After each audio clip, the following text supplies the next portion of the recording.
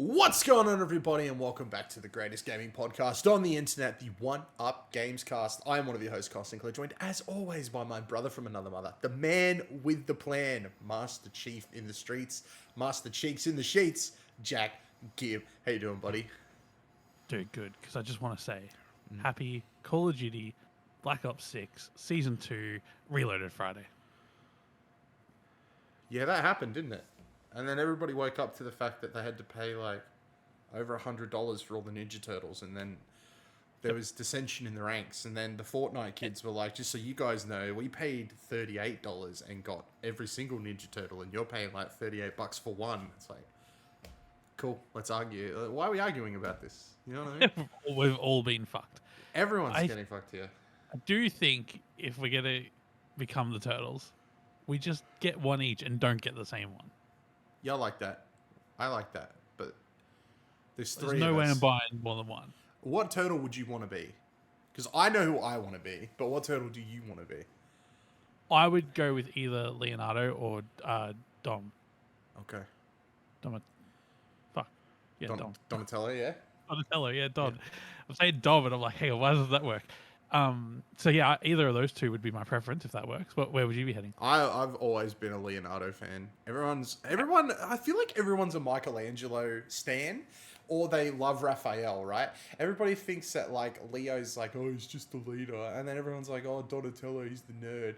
But like, I think they've all got really good qualities, and I've always liked Leonardo ever since the 2003 cartoon. Like, I like the original Ninja Turtles cartoon, but the 2003 one where they went hard with the animation style and they did this whole storyline where like Leonardo was like learning from the Shredder before he figured out that the Shredder was the bad guy. That was cool. I liked that. I thought that was sick. That was a really good way to introduce a villain and give him sort of like stakes in the whole thing rather than just being bad guy of the week. Yeah. The 2003 Ninja Turtles cartoon was peak for Ninja Turtles, I think.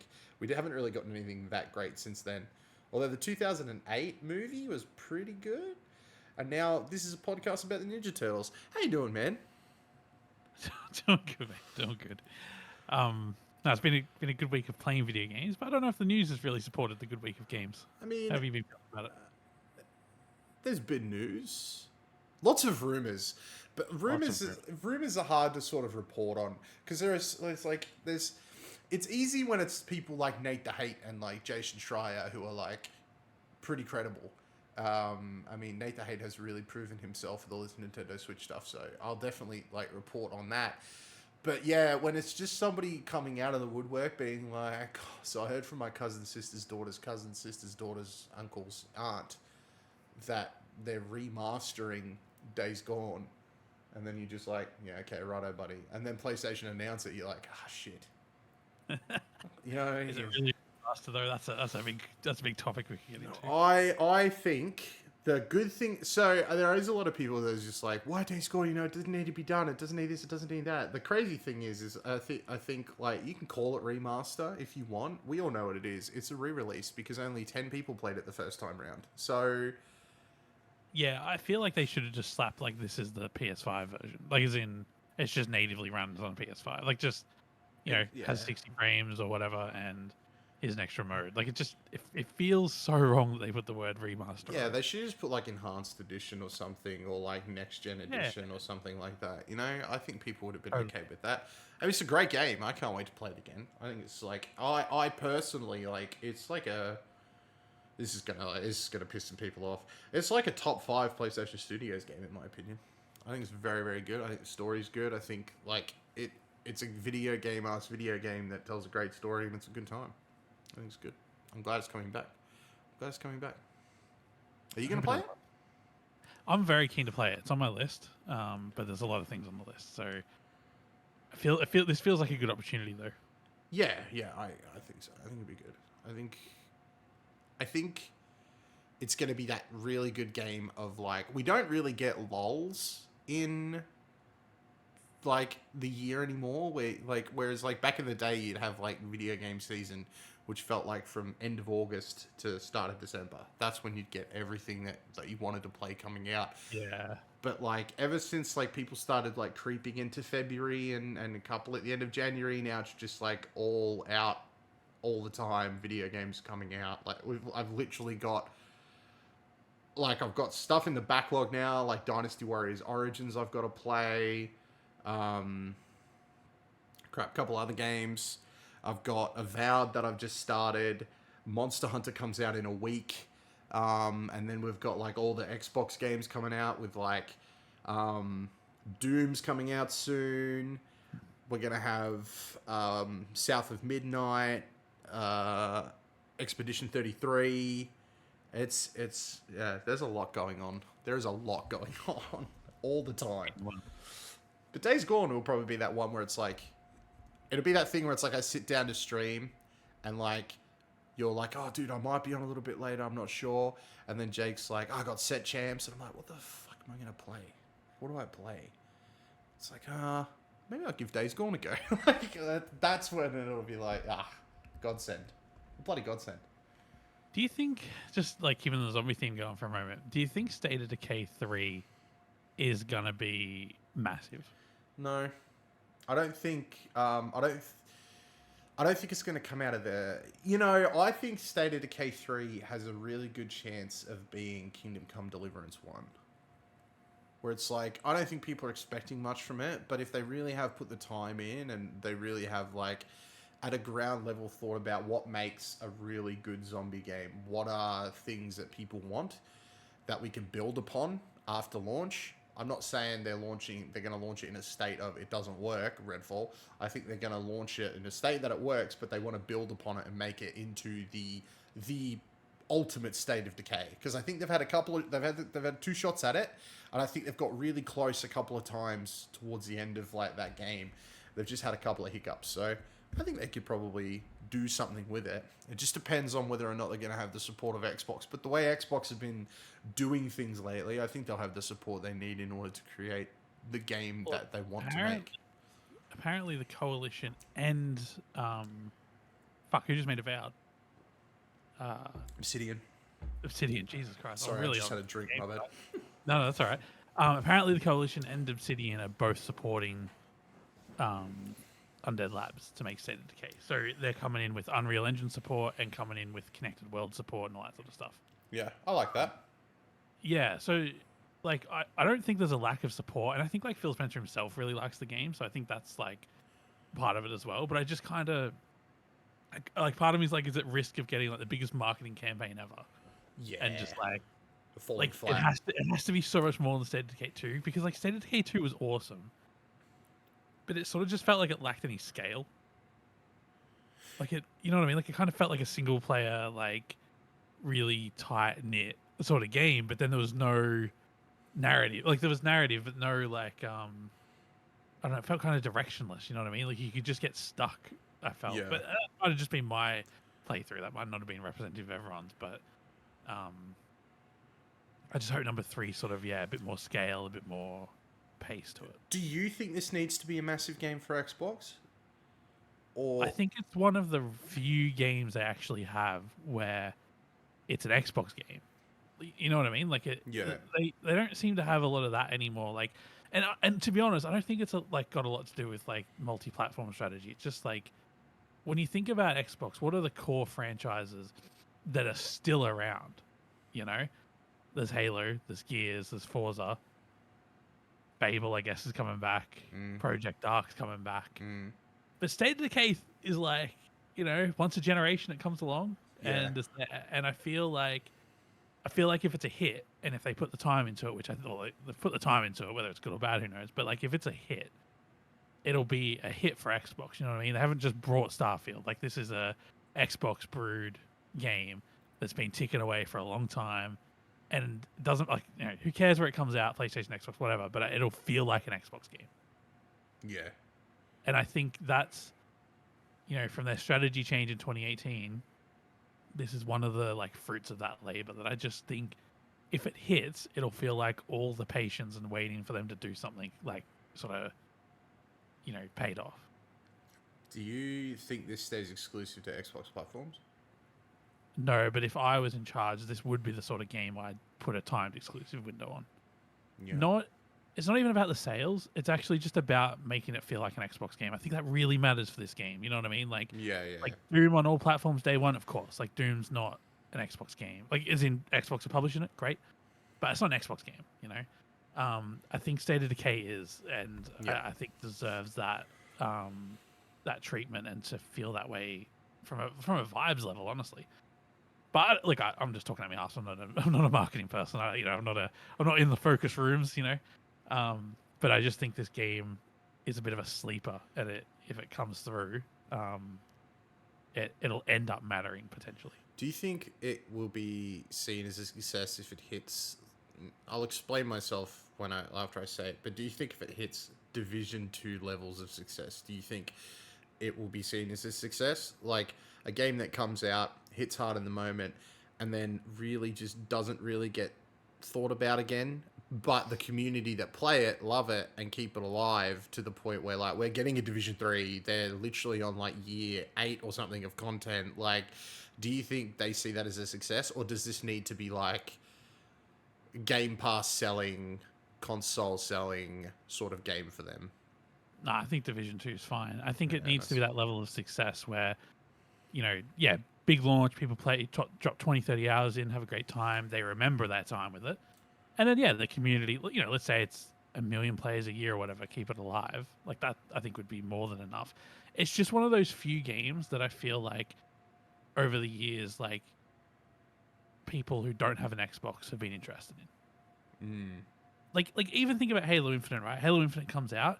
If you haven't got an Xbox yet to get into Halo, like, it's sort of like Halo Infinite's not going to do it. You know what I mean? No. But State of Decay still pops up, and you see people being like, "Oh, I wish I got to play that," or that was one of the first things I got when I got a PC. Or it's just that bit of a cult hit, I guess, in that sense. Yeah, that's very fair. I'm keen to see it. I think, obviously, we should only see it when it's ready, but I fucking hope it's ready to be shown this year. Yeah, that's true. That's true. Speaking of, what did you think about one of the big things from this week was that Phil Spencer had an interview with Xbox Era, and he spoke about how we should expect to see more PS5 logos in future showcases. Do you think that's the right call? Yes, I do think it's the right call given the strategy. So I got to admit, I haven't actually watched the interview or read it. I've only read sort of like our article about it. So I don't know if there's more that you didn't cover in the article, but based on what I've read and know, I think it's the right call because, do I think it's the right call to release all their games on PlayStation on day one? I honestly don't know. You know what I mean? It's either going to work or it's not. I've said many times they've got to do something. If you're going to release your shit everywhere, you may as well be fucking clear from the moment you reveal a game and just slap all the fucking logos on it. Don't play all fancy dancy. Oh, this might get announced for PlayStation, a few months before or a few months after, or just fucking slap the logo up and get it sorted. And I think they did that with Indiana Jones quite well. Yeah. Maybe it wasn't the PlayStation logo, but it clearly stated after the launch date was announced, it was like coming to PlayStation 3 months later or whatever. And I'm like, look, they could have said that earlier, sure, but I thought that was quite transparent, and I don't think that took away from the game's release. And I don't think announcing that was a negative thing. Like, as in, it was always coming to PlayStation. That's a fact. And pretending it wasn't, I feel like would have been disingenuous. Yeah. So I'm actually a big fan of them just ripping the Band-Aid off if they're going to do it. Yep. But that's not a comment on whether the strategy will work or not. How do you feel about it? I just think it's a sign of the times. I think people are being a little bit upset about it online. Just doesn't make sense. I mean, it's like it's not going to stop it from happening, so we might as well know it's going to happen. Like, just put the logo up there. It doesn't matter.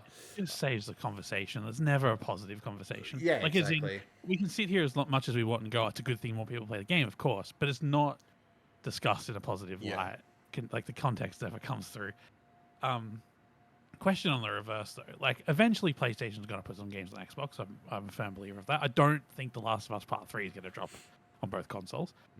But I think PlayStation will eventually get to a point where, like Sea of Thieves, they'll have games that are just no longer growing on the PlayStation platform. Yeah. Like, as in, I think Helldivers will get to a point. That game, one of my favorite, probably my favorite game of last year. Probably going to be my favorite game of the generation. I love Helldivers. But, like, anyone who loves Helldivers has got a copy. Yep. I don't know many people left that are like, thinking about it. You know, Yeah. there's a few, sure, but drop that on Xbox. I have to imagine there's 100,000 easy sales straight up, right? Yeah, I'd say so, and I think you can also double up because I don't know about you, but like if Helldivers is dropping on Xbox and they're suddenly like, and you know we're celebrating, if you buy it on Xbox you get this ODST armor for your Helldiver. I'm like, yeah, I'm buying that. Oh, I'd be thinking about it. You know what I mean? I'm buying that. Yeah, I'm in. You know what I mean? I'm down. Like imagine getting a cape that has like the elite skull from when you play the game on like Legendary or something on the back of it. Like that would be sick. I feel like they would do very well with that. I agree. I think PlayStation will eventually put stuff on there. Helldivers feels like an obvious one. I don't think they'll go as far as Xbox has. You know what I mean? Like No. I think like, you know, the next Uncharted when it drops or whatever. The Naughty Dog game Intergalactica. Intergalactic, yeah. There's no way that's launching on No, Xbox. no. You know what I mean? I'm of the mind that we'll see stuff like Fair Games is not going to do well. That could be something that could go to Xbox. I think Marathon is something that could. It is coming to Xbox. Oh yeah, it is too. Yeah. Yep. So good call. Great. Well done. Yeah. Forgot about that. I think Concord should have launched on Xbox. May as well have had a go there. I think, yeah. And I think we'll see them go even further. I can totally see if they start playing nice with others and they see success from it. I can totally see, like... Because, I mean, I think the developers want it there, but I could totally see Astrobot coming to Switch. That's an interesting one, isn't it? Because it's like a huge PlayStation advertisement at the same time. Yeah. Yeah. Yeah, that's fair. It's nice when they all play nice together. Hopefully they'll start doing that. Because, if anything, I know you've seen this. Speaking of interviews in PlayStation, Shu Yoshida from PlayStation, an absolute bloody legend in the game. 38 years at Sony. 31 years at PlayStation alone. He departed the company in January. And he did an interview. There was a lot of cool and interesting stuff from the interview. Like, there was some interesting tidbits about Sony and Nintendo back in the day. As we all know, they were collaborating on a console that never came to fruition. And thanks to that, we do have the PlayStation. So if Nintendo pulled a Sony back in the day and was basically like, I am the big dog here, you will not beat me. And they're like, all right, cool, bet. And yeah, then we got the PlayStation. But one of the most interesting things was I feel like Shu was just sort of Shu was just kind of like when they were like, I'll read exactly what he said, but it felt like such a so what was it like moving to indies? Well, just pulled the pin on the grenade and threw it. It was great. But yeah, he basically turned around and said that the then CEO Jim Ryan, everyone's favorite Helldivers villain, it wasn't exactly that he offered him the role. He told him he could take the role or he could leave the company. He told him he will do this or he will go. The exact quote was, they asked him about what it was like moving from first party to indies, and he replies with, moving from first party to indies, well, I had no choice. When Jim asked me to do the indie job, the choice was to do that or leave the company. But I felt very strongly about the state of PlayStation and indies. I really wanted to do this. I believed I could do something unique for that purpose. That was the bigger change for me personally, moving from first party to indies, then leaving the company this year. That's crazy. Like, that man, nearly 40 years at the company. When he moved to indies, he would have been on, like, his 30th year. Like, that's... Where do you get off walking up? That is the equivalent... Right, that is the equivalent of the current Nintendo president walking up to fucking Shigeru Miyamoto and telling him that you don't make Mario anymore, my friend. You're going to go over there and you're going to deal with the indies on Switch. Like, where do you get off? What a douchebag. Yeah, but like it's funny because like he turned the indie situation around, you know what I mean? Like it wasn't pretty before he showed up. Their indie offering, their whole approach to the indie scene would not be anywhere near where it is today without Shuhei. And it annoys me that he did such a good job, to be honest. In a way, it's like if he had a problem with it, at least we could go, well, Jim Ryan was wrong. Yeah, well, the thing is like, I think it's also great that he did go and absolutely bang it, right? Because at the moment, their first party offerings are in a little bit of a dire straits, and they've had quite a few people run through. Imagine if Shu never left the first party team. He's only gone off and made the indie team the best thing ever, and he truly did love it. You can tell he loved it. Like, the amount of, like he came to PAX Oz, for Christ's sake, to look at indies. You know what I mean? Like, he traveled the world helping these indie developers. He was literally there. Like, any time a random indie game like came out, he was tweeting about it. Like, you can go back through his tweets and everything. Like, he genuinely gave a damn about these people and the games they were making. He genuinely cared. So it's also kind of sad that now he's retiring. I'm not saying work until you die, work until you're 100. Like, I'm glad that, like, he's literally going out on top. Man went from being the first party king to the indie king, and now he's just going out a king. Like his work is done, you know what I mean? But it's also like, cool, who do they put in that position now? How long before he screws it up? Do you know what I mean? Like, that's the feeling I'm having with Sony at the moment, and PlayStation as a whole, is like, they've just seemed to be not making very smart decisions. And I mean, that's what's also stressing me out about, like, Xbox and Nintendo as well. Like, Miyamoto is not getting any younger. You know what I mean? Like, he can only do this for so long. Phil just turned 167. Like, he's not going to be in charge of Xbox forever. You know? I'm getting sad and scared because a lot of the people that are going to replace these guys are stupid. And I'm scared. I'm scared about the state of freaking video games. But there's one thing I'm not scared about, mate. You know what that is? It's, Shuhei went out with a bloody firecracker of an interview. What a freaking grenade. I love it. I love it so much. You should read the whole thing. It's really good. If you want to read about the Jim Ryan stuff, head to our website. But yeah, the whole interview is quite a banger. I just can't imagine this will be the last one, though. Oh, God, no. God, no. And the thing is Shuhei seems like such a sweet, he's just answering the questions. Like, he's getting asked a question, he's answering it so truthfully. Not it. But it also feels like after that interview, he was like, oh, thank you so much. Gets in the car, and then, you know, somebody gets in the car with him. How do you think that went? He's like, yeah, fuck Jim Ryan. Like, you know what I mean? Like, I got that motherfucker. I told him he'd regret this. You know, like, I'm not even at the company anymore. He can't do shit. Yeah. What a legend. What an absolute bloody legend. Jim Ryan's no longer at the company, though, right? Nah, he's not. He's actually out the front of Shuhei's house waiting for him to come home, I reckon. Because he's going to get him, mate. He's going to get him. Look, there's been a lot of, like, weird news. Like, but there's nothing here that could really generate a conversation, you know what I mean? Spectre Divide's coming to consoles. There's apparently a new Tony Hawk game coming out. You know, we'll just have to wait and see. Cyber... Can I jump in, which is a really small story then? Yeah, go. Civilization 7 coming to VR, right? Mm-hmm. When I saw that video... Yeah. Have you watched the trailer? Yeah, I watched the trailer. The one that looks like the Minecraft... Yes! The one that looked like the Minecraft demo on the Xbox stage. Bro, I see that. I'm like, this is a fucking lie. This is a lie. Everything they showed me is a lie.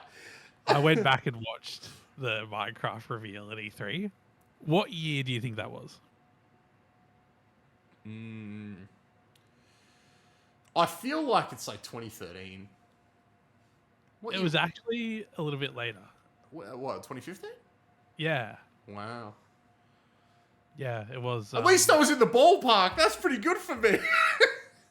I would have said it was like 2019, 2020. Honestly, like it felt like, I don't know where to get that exactly, but like at the time, did they how they not know it was ahead of the time? You know what I mean? Like they felt so genuine about that on stage. Like I don't think they thought they were lying. Dude, here's the thing. Here's exactly what happened. They watched Iron Man and they thought that's cool. Then they watched Iron Man 2 and they're like, that's sick. And then they watched Iron Man 3 and someone went, can we do that? And someone went, I think we can. And then they did it. Right? And then for some reason, someone at the military's kid was watching that E3 press conference, and that military man's seen that, and he's got on the phone, and he's gone, can we do that? And they've gone, no, we can't. Oh, we need to do that. Stop them. This is for Minecraft? Nah, get that. It feels so surreal that actually happened. You know what I mean? It feels like yeah, and I mean, I don't know if you knew this. Like, I don't know if you're saying this because you knew this, but like the only thing HoloLens is being used for is the military. Cool. Like, yeah, like that totally that's makes a whole sense. thing. I could talk about that for a bit, but not really the podcast for it. But yeah, I was going to mention in the article that it reminded me of the HoloLens, but I didn't want that to be seen as a negative thing. Like this is coming out in a few months. I believe this is real. Like I'm totally confident that I'm confident that how it looks in the trailer is probably how it looks in real life, if you've got a room big enough, of course. Yeah, true. I'm confident that the military will somehow use this to plan orbital strikes. I'm convinced. The planet's got that long in it. Yeah, long enough. They're already using Flight Simulator, you know what I mean? They just needed one more thing, they got it. Nobody got it. Yeah, no, that was, I just watched that trailer and I just got, like, the warm fuzzies of, like, I've been here before. That's crazy. It's just an interesting product. I love that it exists, but I'm like, if you're that into Civ, like, you've probably got a laptop and would just rather sit there and play the full Civ, you know? Yeah, true. It's an interesting one. But I love that it exists, you know? Like, it's just one of those things. Like, it looks awesome, but... I haven't jumped into the new one. That's another one that I need to jump into. I'm very keen. I love Civilization. Came out like only a couple of weeks ago or something, didn't it? Yeah, dude. I'm so excited to jump in. I love Civilization. Like, I don't know if I've told the story in the podcast before, but like, I was so in love with Civ that when like Civ 6 was coming out, everyone was asking me what I wanted for my birthday, and I told everybody what I wanted. Like, oh, I want Civ 6, I want Civ 6. I ended up with like 4 or 5 copies of Civ 6. And not just any copy. I got the one with the, like, the coins, like the medallions. Like, people went all out for me. They got me, I got 5 copies of this freaking game, like the launch edition of this game. And someone was like, oh, well, I'll get you the receipt so you can keep it. I'm like, no, it's fine. So they're all on the shelf next to each other. That's a memory. It was like, I knew what I wanted. People listened to me. That was the one time in my life where I was listened to. It was great. It was so good. I love Civ. Such a fun game. Do you know what else I love? What's that? Oh, man, we're really good with the transitions. I'm a big fan of Rainbow Six Siege. And I reported on this Siege X thing when it was like leaking, and in the back of my mind, I'm like, when I'm typing that up, originally I'm like, oh man, this is such a waste of fucking time. There's no way this is real. This sounds too good to be real. Well, ladies and gentlemen, Ubisoft have announced Rainbow Six Siege X, a significant evolution of the game, and it's set to be unveiled on March 13 during the Siege X showcase in Atlanta, Georgia, which is taking place during the Siege. You know, they have their, like, I forget what they call them, invitational maybe? Is that what they call them? Something like that? That sounds familiar, but yeah, I'm really not sure. Yeah, so this update aims to introduce major graphical and audio enhancements, deepen tactical gameplay, and offers new ways to play while all preserving the core elements that define Rainbow Six Siege. In addition to this, we also got a teaser for the new operator, who's an attacker from New Zealand. So that was also pretty cool to hear someone with a very close accent to mine, but not quite there. So that was really cool. Do you want to hear something fucked about her? What? The New Zealand operator, so they're a Māori character. Yeah. Which is fucking awesome. In the lore of Siege, their birth date is March 15th, which is when the Christchurch mosque attack happened. And they're born in Christchurch. Like, that's their birth city and their birth date. I mean, I guess if it's been designed in Canada, maybe you'd miss something like that. But fucking hell, go and fix that, yeah? Yeah. I would say, do you want to know what I reckon that is? I would say they've done that because it's like 2 days after the reveal of Siege X, and they were probably going to do something really cool in game to sort of like mark that. I don't think they've really thought about it though. I'm not calling anyone out for any malice, but get it fixed. Go and edit that one. Fix that. Yeah, I saw that today, and I was like, whoa, that's like. Any other date would have been fine. Yeah. Honestly. Well, you say that, and then like suddenly she's born on Christmas Day, and then the Christians are after us. Anyway, Rainbow Six Siege X, bro. This could literally be the thing that saves Siege for a lot of people, because Siege now I don't think we can ever truly say, oh, Siege fell off. I just think Siege got to a point where 10-year-old game. Yeah, you know what I mean? Like Siege got so good at doing what it did that it wasn't really innovating on itself enough. But like when you've got like 942 operators in the game, it's sort of hard to balance it and all that sort of stuff. Siege X sounds like that's what they're trying to do. A lot of the rumors online are pretty crazy. Take it with a grain of salt, of course. But the biggest rumor I've seen online, and the thing that made me go, was the biggest map that's going to be available when this launches is 4 times the size of the largest map in Siege currently. Which makes me think like there's a little bit of a teaser trailer with a helicopter and a whole bunch of other ways of getting in. It kind of feels like it feels like they sat down, looked at each other and went, you know that E3 trailer we did? Yeah. That's innovation. Can we do that? Yeah, we can actually deliver on something we promised. Let's do it. I don't know. I'm excited to jump in, but I'm also kind of like, I need to jump into Siege now before I lose her. You know what I mean? Like, I feel like the way they're setting this up might replace the current Siege. That's what I'm saying. The way they're setting this up, it sounds like it's not like Operation Health. You know what I mean? Oh, true. Yeah, this doesn't feel like Operation Health. And they've said it's not a sequel, but it feels like... This feels like... It was like a few years of updates to get a drop at once. Yeah, this was like a World of Warcraft expansion, where it's really going to shake everything up, and it's not going to be the same after this drops, if that makes sense. The game needs it. I mean, I'm sure there's a bit of nervousness in the community for people that play it every day. You know, it's a big change, but in terms of growing or sustaining the platform, I think this is very cool. Yeah. And I think, you know, with a 10-year-old game, what do? Do you roll it into a sequel and sunset the original and potentially... Like, you know what I mean? Like, I feel like this is worth a go, you know? I agree. Like, the game needs something.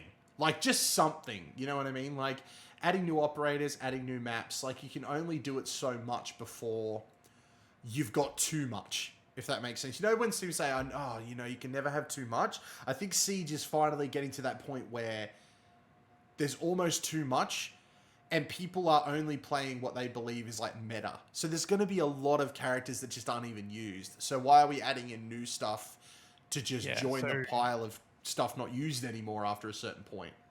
So if it's Siege X, that means all operators would presumably be available. And like that can't really change, as in you got to take away all the money people have spent. Like if we're not making it a sequel, you've got to maintain... But, you know, as much as they overhaul maps, they redo maps, they've never really changed the mechanics of the game. Yeah. Oh, man. Like, you can't jump, you can't... Now, I'm not saying they should introduce jump, but I'm just saying that they have been very disciplined in the mechanics. This sounds like an opportunity to maybe introduce 1 or 2 new mechanics that... I'm not saying you should jump or be able to sprint, but just, you know... Well, like Omni Movement did for COD. It didn't revolutionize Call of Duty, but it does change how you hold corners, how you...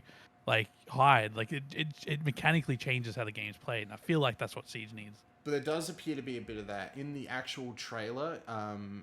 It shows quite a bit, to the point where it's like 7 seconds in, you can rappel down directly from the helicopter, so you can start in the helicopter. There was a rumor online that being in that helicopter would allow you to change your loadout. So traditionally, when you play Siege, what you would do is you would pick the guns you had going in, and that was your guns for the game. Well, if you can get back to the helicopter, you can then pick a new gun. Like, normally operators have 1 or 2 guns. You can swap to a different gun, depending on the situation you're in. There was... the rappel seems to be working different. There's a part in the trailer where it actually shows the operator sprinting across the wall while attached to the wall, which would imply some sort of omnidirectional sprint while you're rappelling now. So it takes rappelling from you being a sitting duck to actually being, like, way more mobile and way more of a killing machine effectively. That's what I'm talking about. We don't need, like, it doesn't need to be revolutionary like jetpack. Just some like movement changes and stuff. It's cool. And apparently in the trailer, looking really closely, and some people were able to like pay a lot of attention to this because I missed this, but I've been combing that trailer. There are certain places in the map where you could say, for example, just like shoot an exploding barrel, you take out a wall. Like, they've added stuff into the world that allow you to affect the world without having to use your own abilities. There's also... the one in the trailer that got people pretty excited was someone entered a room and shot a fire extinguisher, which then basically filled the room with smoke. So there's going to be different stuff in the world now that, you know, will allow you to affect the game in certain ways. Someone also claims that they believe that in one of the snippets they see someone entered the room and shot the lights out, darkening the room. So Oh, yes, I like that a lot. they've Cool. really this feels like it's almost going to feel like a sequel, but they're not calling it that. I think they're just trying to build on what Siege has. One of my favorite comments I seen was that when we get to Siege Year 30 Season 1, they will release Siege Triple X, and they will finally reveal Vin Diesel as the new operator. I think that's going to be great. Looking forward to it. But yeah, I think So I think this could be exactly what the game needs. I think they're adding a lot to it from what we've seen. I'm going to keep combing that trailer until I see until I see everything. I'm very keen. Another thing I'd love to see. Oh, sorry, I was going to say I'd love to see fire be spreadable. That would be cool. Oh, that would actually even be if it was sick. quite slow and conservative, it'd be quite cool. But see, I would also like to see something like imagine is it Capcan that has the like grenade thing that creates fire now? Not Capcan, Tachanka. Tachanka's got that. No, Tachanka's got the the arrows. I forgot about that. I would love to see imagine like one of the big pet hates is like when people like shoot flames at the floor and then you get stuck in a room. Like imagine you were able to shoot that fire extinguisher and then instantly the flames are gone. You know what I mean? Like just adding that extra level, taking it to the next step. Like, can I pick up this fire extinguisher, throw it on the ground and shoot it? Like, can I move it to where I need it to be in order to deal with this problem that's in front of me? Like, these are things that they could do to keep innovating on it. Maybe a lot of the maps should have like fire suppression systems in the roof, like as in, not in every room, but like, maybe not in the kitchen, but like in other rooms. Like, so it's like fire doesn't spread through the whole building and melt it to the ground. Imagine if that was like actually something you could do in Siege. I actually had this thought, like, I feel like I've had this conversation like a year ago where it was like, imagine if there was more to do in the drone section other than just trying to find the target, right? So imagine three of you are on target and then like, all right, like, Jim, you go to security and use your drone to hack in the system, right? So once that drone's in, it hacks the system, you lose control of the drone. It's now in that room and it's hacked the system. So not only does it now suddenly we have control of fire suppression, it still gives the defending team the opportunity to be like, oh shit, they've put out the fire we just started. All right, head to the security room. There's a drone that's plugged into the central computer, shoot the drone. Suddenly they don't have the security system anymore. Like, just adds another layer of strategy and being tactical and stuff. Different things, just like really mess with it. But yeah, that could be cool. Another thing we spoke about the other night that I just wanted to bring up is I do think I do think it's time for a new Rainbow Six game that isn't necessarily like a Siege game. like just like a campaign, a cool Rainbow Six game. That would be really cool. Yeah, sorry, I just seen something. I've got the trailer playing over here. I was like looking at it and like trying to. I've also noticed that Capcan is attacking. Yeah, he's a defender, is he not? Nah, I thought Capcan was a defender. Because Capcan's the one that has the EDDs, right? Like, he puts the entry denial devices on the wall. Oh. Capcan's... I was thinking of Capitao, I think it is. Oh, Capitao, yeah. Capcan's attacking in this trailer. Yeah, he's a defender. Maybe they're adding a mode where you can just pick whoever you want. I don't know. That's a new thing. Sorry, that just happened on the fly. We will discuss this. An extra mode or two would help a lot, I think. Oh, 100%. 100%. Well, do you think any PvE modes would help? I mean, yes, but like they've released a PvE game and no one gave a shit. You know what I mean? So, I don't know. I think, right, if they took the idea of Terrorist Hunt and really ran with it, I think it would be super cool.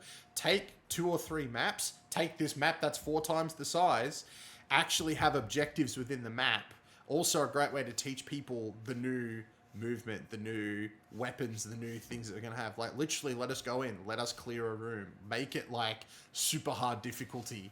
Just something to do that isn't multiplayer on this game. Because there are times where I'm like, oh man, I would love to play some Siege right now, but I don't think that my soul can take being called a slur or told how shit I am tonight. You know what I mean? Like, and I can't practice because there's nowhere for me to practice. Like, it's going to training. Yeah, I'll go into training where the drones walk into a room and go, got him. Oh, no. Oh, where did he go? You know what I mean? Like, yeah, no, I think Horde mode could do with an overhaul. Make it more interesting, maybe different types of modes. Horde mode would be hard to do within the confines of the story. Like these days, I don't think they're going to release a mode where the police just keep coming wave after wave. I think with the I forget his name. They added him as an operator, but he was previously a Siege operative. I forget his name. Hades or something, maybe his name is. I don't know. I don't remember off the top of my head. But you could also do something like reuse assets, man. Like, you bring in the militia from freaking Ghost Recon Breakpoint. Let me just shoot wolves. You know what I mean? Like, I think that's I like that a lot. I do think the game needs a little bit more substance to, nights when you're not feeling it, sort of keep it alive. I'd love a couple of modes that are more like, if we're fucking with the whole formula, which it sounds like we are with CJX, I would love a mode that's like a little bit more symmetrical. So as in, say it's capture the flag, 6v6. Is it 6v6, 5v5, whatever it is? But let's say this mode's 6v6, and you can have 3 attackers and 3 defenders on each team. Yeah.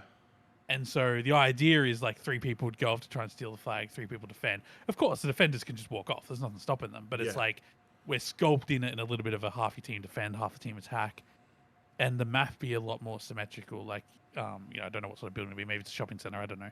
But a bit more of a symmetrical map, and then a bit more of that traditional video gamey sort of multiplayer, but still have the rules of Siege in play. Yeah. Maybe there's like a 20-second wave spawn delay or something, so it's not like, it's not like it's once you're dead you're out forever. But maybe you're out for a good 30 seconds, or there's some sort of punishment. And then maybe when you're dead you can get on the cams. I don't know exactly what that would be, but I do think the round-based Siege is amazing and needs to stay. I think it's one of the best things ever. But I think if we're fucking with the formula and try and get this game another 10 years, something more symmetrical, in addition to the asymmetrical game modes, would be the way to go. Yeah. If I was in charge, I'd be prototyping it. Hey, maybe it's shit. I don't know. Maybe they have prototyped it and decided that's not worth it. I don't know. But they released Extraction. I didn't. I liked Extraction. I was an idiot. Just before moving on, just lastly, are you a big fan of like the Siege story? Oh, anytime I hear about it, I'm like, that's cool. But that's like, apart from that, I couldn't really care less. So, also in this trailer, they seem to be flipping the whole story on its head as well. Because I would like the story to be more important. Yeah, to be honest. Honestly. It would appear that I believe they're called Night Haven. I don't know, I'm a little bit behind on some of the Siege lore, but like I know who Night Haven is. Apparently, Night Haven and Siege, who basically went their separate ways in the story, have come back together, and there's a brand new Siege logo as well. We've gone from the 6 being a bullet now to the 6 these being half a bullet casing. Like, it's almost like, the shots have been fired. It's done. Like, let's everyone's come back together, which I'm very keen for, because there was some real interesting shit going down in that story between like Ash and there's a whole thing we'll talk about. But it'll be interesting to see what they do with the story. They've done a couple of things to shake it up, but I would totally be excited if going into Siege X, that plays a bigger role in everything going forward. I just feel like it can only benefit this game to have more stuff for people who aren't necessarily, watching the Siege Invitational every time it's on Twitch, who are just enjoying the gunplay, the world, like more for them to enjoy and experience. I just think that's a benefit. You know what I think they should do on top of that is, like, you said before, like, that Rainbow Six needs more, like, another game, like a campaign or whatever. Yeah. I think how they should do that is like just one at a time. Every 2 years, release like a 6-8 hour campaign for one character, Yeah, that'd be and cool. call it Rainbow Six character's name. So like Rainbow Six Ash, and then it's just a 6-8 hour game. The game does not play like Siege. It plays like fucking, I don't know, Ghost Recon, Call of Duty, whatever. Just like it just plays more fluidly. Like it's not as tactical. Sorry, very tactical, but not like Siege. You feel like you're a tank.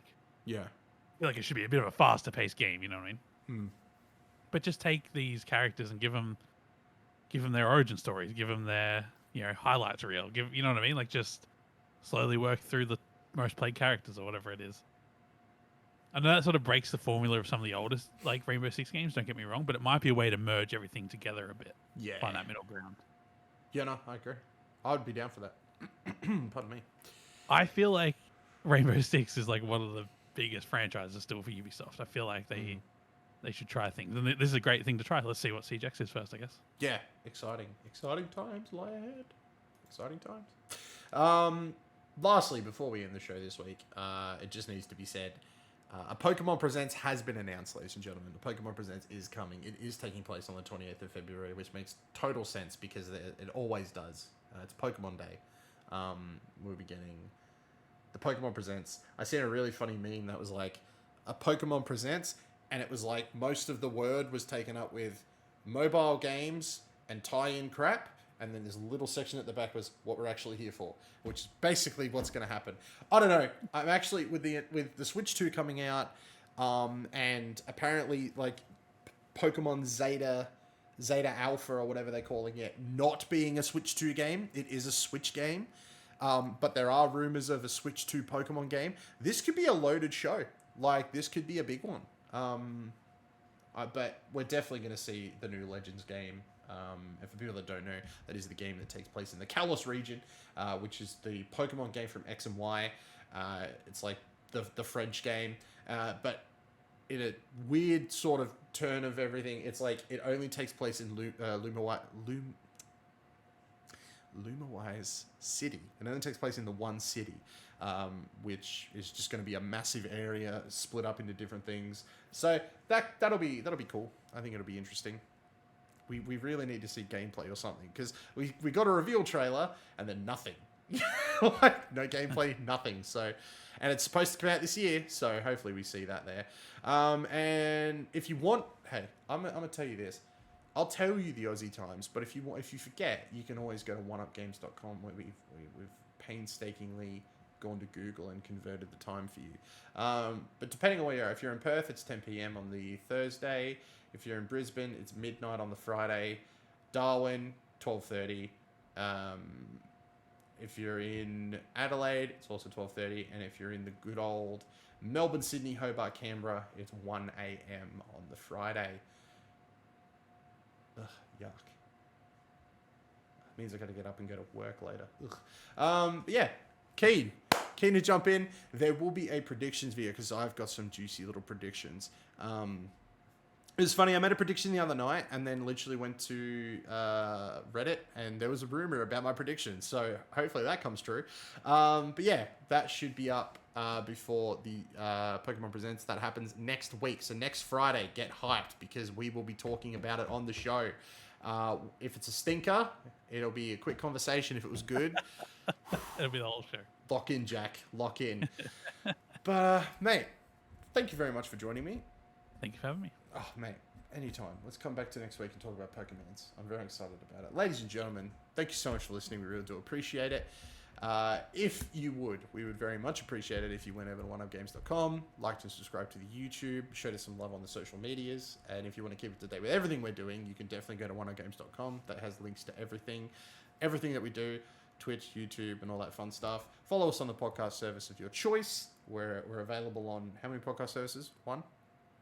Nah, there's a few. Wherever you get your podcasts. We're around, people. And yeah, we're only available on one YouTube, so don't look for us anywhere else. And one streaming service. We're only available on Twitch, so don't go to Kick. We're not there. Correct. Don't do it. But yeah, that is going to do it from us this week, everybody. Once again, thank you so much for listening. And until next time, may all of your games be good ones, and we will catch you guys next week for Pokemon Chats. Bye, everyone. So excited for Pokemon chats.